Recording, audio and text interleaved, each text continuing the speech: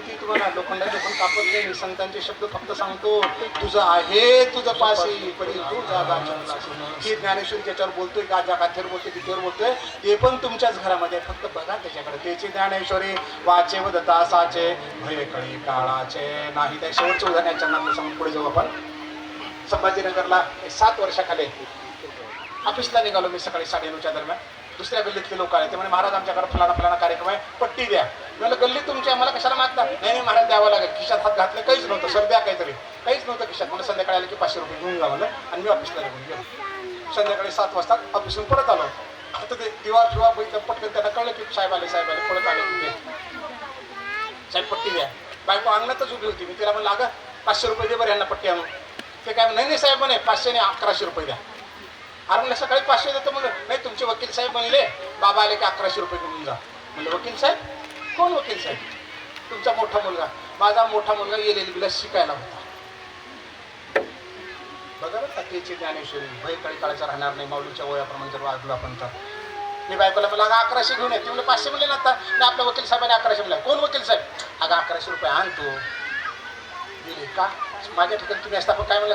11 वकील शिकायला ते रोज 50 रुपये माझ्याकडून घेऊन जाते पेट्रोलला. माझ्याकडून 20 रुपये भजे खायला मागतो त्याला. रुपया काय मिळत नाही. आम्ही काय तोंडावर करून बोलायला काय लागलाय त्याला? दे म्हणा कुठून द्यायचं ते. मग 500च्या 1100 दे म्हणतोय. अक्कल नाही, डोकं नाही. फसं बोललो असतं नाही आपण.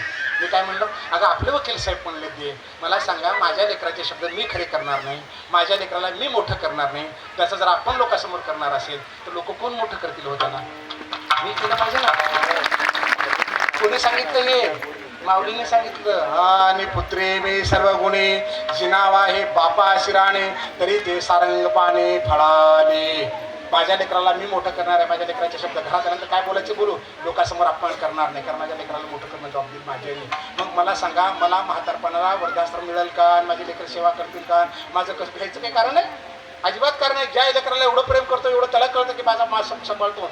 आज 30 वर्षाच्या वयाला लेकरं बाहेर निघत नाही. एकदा काना पण पोटात डोकं घालतात माझ्या. बाबा डोकं हात फिरायचं. लग्न झाले दोन्ही पोराचे पण त्यांच्या बायका समोर सुद्धा पोटात डोकं घालतात माझ्या. बरोबर आहे का? मग साक्षीदार 1000 लोकांच्या समोर सुद्धा लागत नाहीत माझी लेकरं. याच्याशी आनंद काय जगात सांगा. याची दुसरी संपत्ती काय असणार आहे? आणि ती ज्ञानेश्वरी. 2 लेकरसाठी बापाला मारायला निघाले, बाईला मारायला निघाले. बाप पण ऐकत नाही. लहानपणी त्या लेकराचं म्हणत ते ऐकतो. घोडं हो म्हणलं की बाप घोडं होतं पाठीवर बसतं लेकरू. होतं का नाही सांगा? आणि मोठं झालं की लेकरू म्हणतं बाबा यावर्षी शेतामध्ये आपल्याला सोयाबीन नाही पेरायचं, कापूस लावायचा. तुला काय कळतं का? बस व केस पांढरे झाले नाहीत माझे, लई पावसाळे बघितले. अरे लेकरूच्या बाप बापच आहेस ना. नात्यात काय फरक पडला? फक्त वयानं मोठे झाले. ऐक ना लेकराचा. त्याला